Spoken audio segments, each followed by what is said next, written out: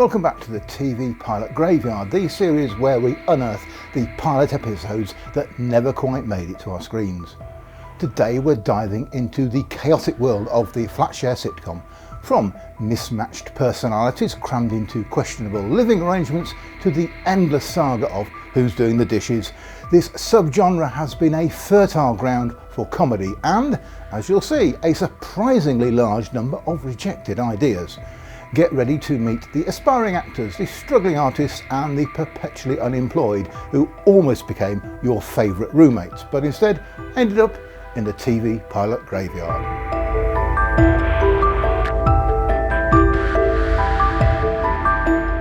You, Me and Him was an unbroadcast pilot for a BBC sitcom written by Carla Lane.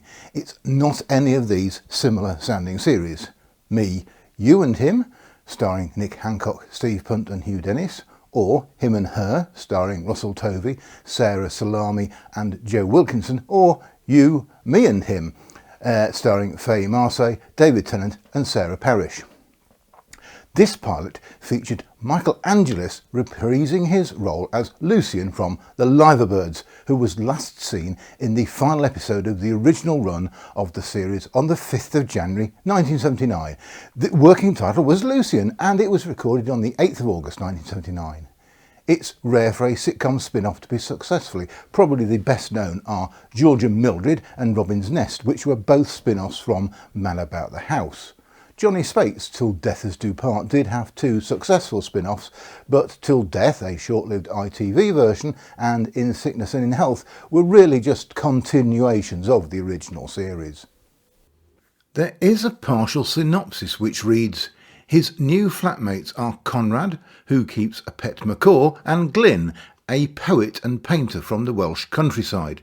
Lucian, the working-class Scouser, Conrad, the quirky Londoner with a macaw, and Glyn, the artistic Welshman, offer a rich source of gags and storylines. Lucian could initially hope that this flat is just a temporary stop on his way to his own home. This could be a source of humour as his expectations clash with the reality of his flatmates and financial limitations. This would precipitate typical flatmate conflicts like arguments over chores, rent, noise, visitors and the macaw's antics. Each flatmate could have their own romantic storylines leading to awkward encounters and humorous double dates. We could witness their career struggles, Lucian's search for a job and experiences in London, Glyn's attempts as a poet, painter and Conrad's as yet undefined profession. Then there's the dreaded prospect of Lucian's parents visiting from Liverpool clashing with his new London life and flatmates. Then add further comic clashes with the landlord and neighbours, not forgetting the pet macaw, which is a brilliant detail for a sitcom. It offers instant visual gags and potential for disruptive, unpredictable humour. Carla Lane's writing style was perfectly suited to exploring the humour and challenges of their shared domestic life. The exciting London aspect would probably manifest through Lucian's initial hopes and subsequent disillusionment. The enduring appeal would have been in the relatable, often messy and always funny interactions of these three very different men learning to live together. As I'm making this video, an original BBC recording of the pilot has been found by the TV Museum, who are assessing the condition of the tape to see if it can be restored and digitised.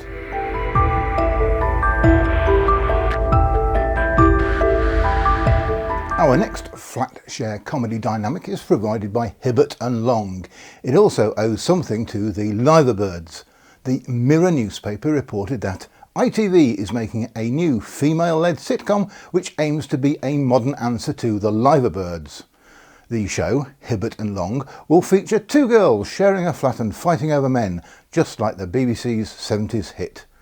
This unseen pilot, written by the formidable duo of Sam Bain and Jesse Armstrong, creators of Peep Show, Fresh Meat and later Succession, certainly had a lot of buzz around it. Filming took place at the recently demolished The London Studios, that's formerly known as South Bank Television Centre, that opened in 1972. At the time this pilot was made, Peep Show was critically acclaimed and had a strong cult following, known for its sharp wit, unique point of view camera work and often painfully relatable cringe comedy. Bain and Armstrong's involvement immediately gives Hibbert and Long a high level of credibility and expectation, as it featured two female flatmates in their late 20s sharing a flat and fighting over many, directly echoed the core dynamic of the Liverbirds, but with the promise of a contemporary, perhaps edgier sensibility. The stars, Lucy Montgomery and Kerry Godliman, are both talented comedic actresses who have gone on to considerable success. Tom Ellis, later of Lucifer fame, and Simon Day were also involved, suggesting a strong cast. Godliman often plays characters who are grounded, pragmatic and can deliver exasperated deadpan humour with precision. She's excellent at conveying a sense of "I'm just trying to get through with this" while dealing with someone else's chaos. Being the more dominant, tidier and perhaps more responsible flatmate who tells off the other absolutely fits her comedic persona. Montgomery, on the other hand, is brilliant at more flamboyant, perhaps slightly ditzy or self-absorbed characters, or those prone to whimsical decisions. She excels at physical comedy and playing characters who might innocently cause chaos. Her character would likely bring home a boyfriend on the wrong night or be generally less concerned with domestic chores, providing material for Godliman's character to react to. This kind of odd couple dynamic is a bedrock of many successful sitcoms, including The Liverbirds, which thrived on the contrast between the more sensible Sandra and the more impulsive Beryl and Polly. Hibbert and Long is a classic example of how, even with a strong premise and top-tier writers, the path from pilot to full commission is incredibly competitive and often subject to factors beyond just creative merit. On paper, it certainly had all the ingredients for success.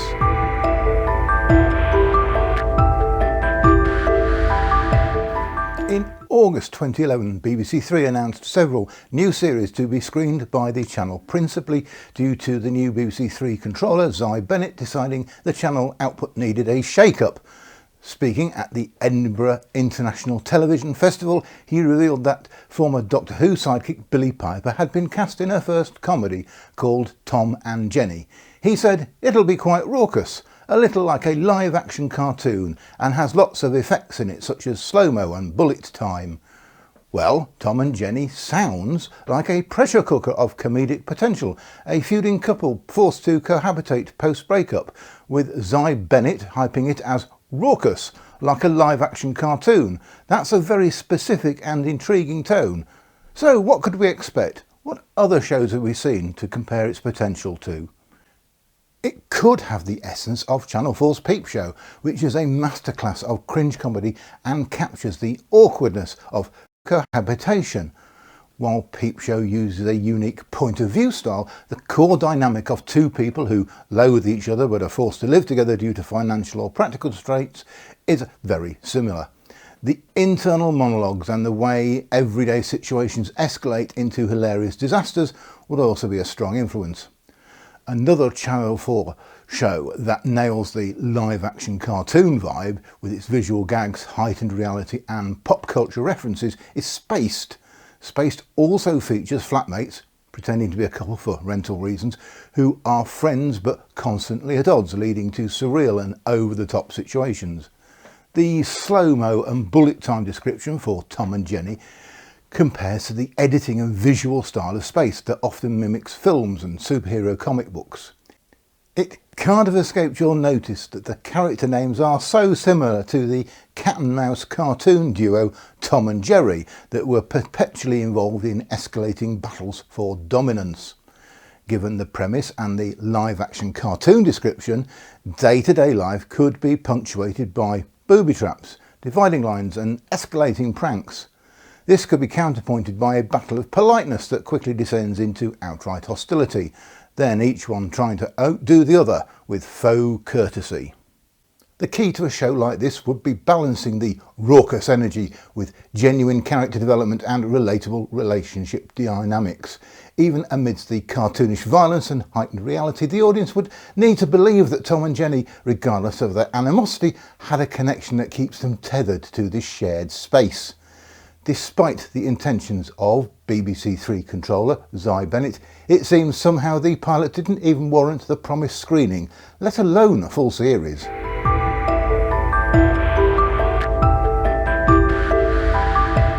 Now to something slightly different, not a flat share but a house share, and for anyone staring at me with a confused look, this is not the short-lived Lee Mack BBC sitcom Semi-Detached from 2019.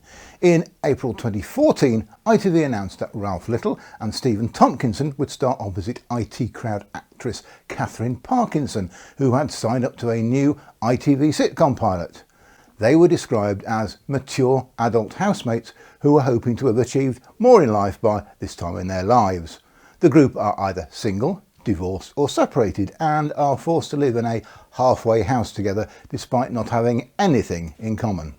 That's halfway house in the form of a transitional temporary home. There's no suggestion that any of them had left prison, drug rehabilitation or mental health facilities. But remember, this is sitcom world and no doubt their expected temporary habitat would stretch into years for sitcom longevity. This premise, with its specific blend of mature adults, shared living and unmet life expectations, has some excellent comedy potential. The halfway house could be their purgatory, considering the central idea that there isn't where any of them expected to be. They're stuck in a limbo, constantly hoping for the next step, but often being thwarted by circumstances. The humour would come from their attempts to sort their lives out, which would inevitably go wrong. You could compare their situation to Reggie Perrin, the fall and rise of. While Reggie Perrin eventually leaves his routine, the core idea of a middle-aged individual suffering from existential angst, feeling unfulfilled and trying to navigate life's disappointments with a wry, often surreal sense of humour is very similar. The housemates in Semi-Detached would embody that collective sense of disillusionment. Semi-Detached could be seen as the inverse of The Good Life. Here the characters are forced into a non-traditional living arrangement by circumstance rather than choice, and likely yearn for the good life they missed out on.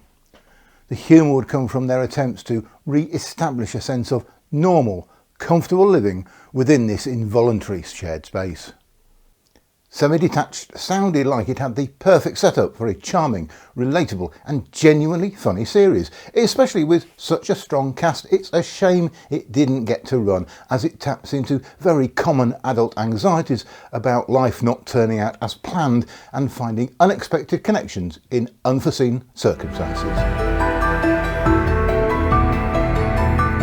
And so we close the door on a batch of flatshare hopefuls relegated to the TV pilot graveyard. Just think, among these forgotten residents, there might have been a domestic setup as iconic as Rimmer and Lister's living quarters, or as beloved as the Friends apartment. Perhaps we were just a few rewrites away from a show that redefined the flatshare genre, a modern-day liverbirds of domestic dysfunction and mismatched housemates. While we lament these lost opportunities, let's also celebrate the many hilarious and heartwarming flatshare sitcoms that did make it to air, reminding us that even with these ghosts of series past, the sitcom landscape is still wonderfully vibrant. If you enjoyed this peep into TV history, please click like and subscribe for more TV sitcom stories and trivia. Then join me next time as we dig into another forgotten corner of television history.